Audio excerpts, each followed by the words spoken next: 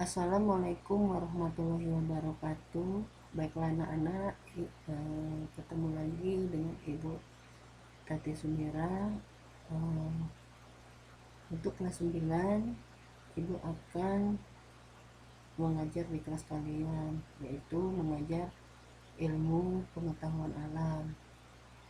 Eh, untuk pelajaran ilmu pengetahuan alam pada semester ini yang akan dipelajari ada beberapa hal sesuai dengan KD. Yang pertama, sistem reproduksi manusia. Yang kedua, sistem perkembangbiakan tumbuhan dan hewan. Pewarisan sifat dalam pemulihan dan kelangsungan hidup manusia, makhluk hidup. Listrik statis dan perannya dalam kehidupan. Listrik dinamis.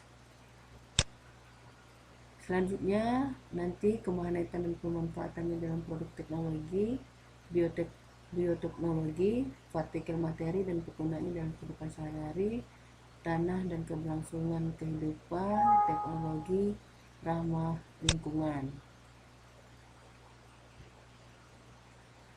Lanjut, itu untuk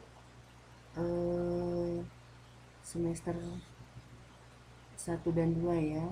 Nah, untuk pertemuan pertama kita akan belajar di KD 3.1, yaitu tentang sistem reproduksi manusia, mana nanti yang akan dipelajari pada sistem reproduksi manusia ini, yang pertama tentang pembelahan sel, yang kedua struktur dan fungsi sistem reproduksi manusia, yang ketiga kesehatan organ reproduksi manusia.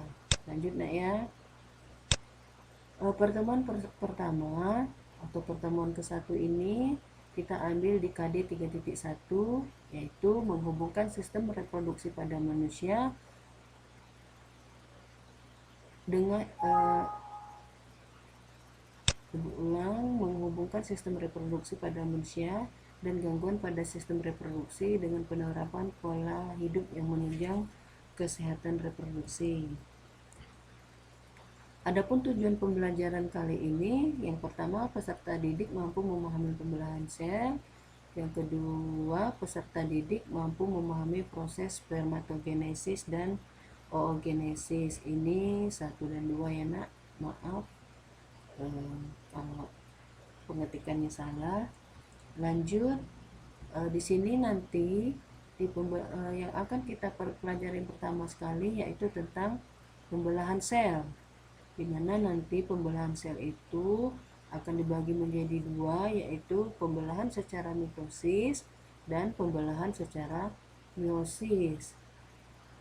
Apa sih Bu pembelahan secara mitosis dan meiosis itu? Oke, lanjut ya.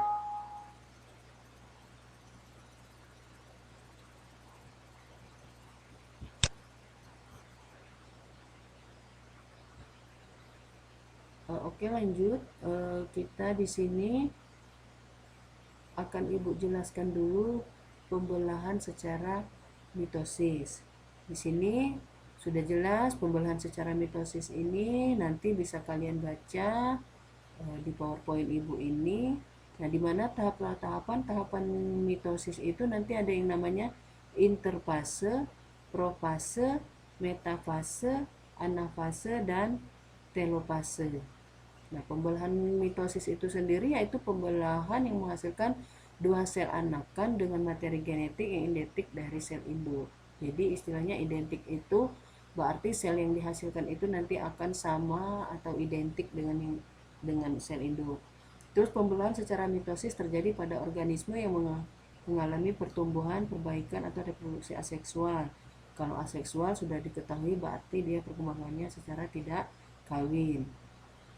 Terus nanti ada yang namanya istilah jumlah kromosom sel anakan adalah 2N atau disebut dengan diploid. Dilanjutkan dengan siklus hidup sel dibagi menjadi 2 fase, yaitu pertumbuhan, interfase, dan fase pembelahan. Nah, ini ada tahapan-tahapan mitosis tadi ada 5 ya, interfase, profase, metafase, anafase, dan telofase. Oke, lanjut ya. Nah, di mana Yang namanya fase pertumbuhan itu terjadi pada tahap interfase. Di sini bisa kalian perhatikan ya tahap persiapannya pada setiap sel yang akan melakukan pembelahan. Tahapan yang paling lama dalam siklus sel. Nah, nanti ini kalian pelajari dulu. Ini untuk di tahap interfase. Lanjut di tahap profase. Di tahap profase ini yang terjadi. Benang-benang kromatin memendek dan menebal, membentuk kromatin. Langsung nanti benang spindle mulai mengatur diri. Lihat di sini. Di sini ada ya tahap-tahapannya. Di sini ada membran ya, di sini membran ya. Nah, nanti kalian bisa dipelajari ini tahap profase, bisa dibaca-baca dulu. Terus di tahap metafase. Metafase ini terbentuknya benang spindle kromosom terlihat semakin jelas. Kromosom berada di daerah ekuator sel, istilahnya ekuator sel, nah ya.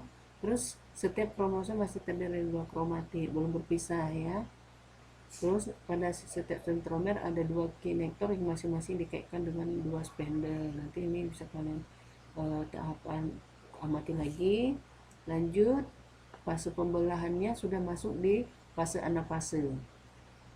Nah, benang-benang spindle memendek.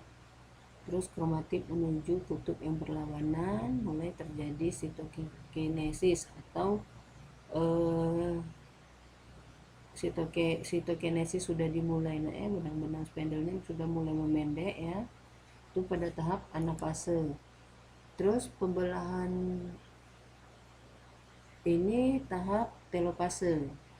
Nah, di sini kromatin telah sampai di kutub yang berlawanan, berarti dia sudah ke kutub masing-masing itu di telopase. Nah ya, terus nanti terakhirnya sitokinesis selesai, terbentuk dua anakan. Ini nanti kalian pahami dulu gambarnya serta tahap-tahapannya. Nah, itu untuk pembelahan secara mitosis. Nah, begitu juga pembelahan secara meiosis.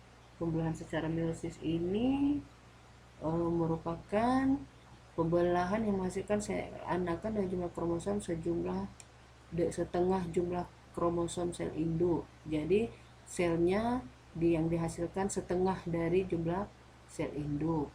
Nah, nanti pembelahan meiosis ini terjadi menjadi dua tahap. Yang pertama meiosis pertama, yang ada meiosis kedua.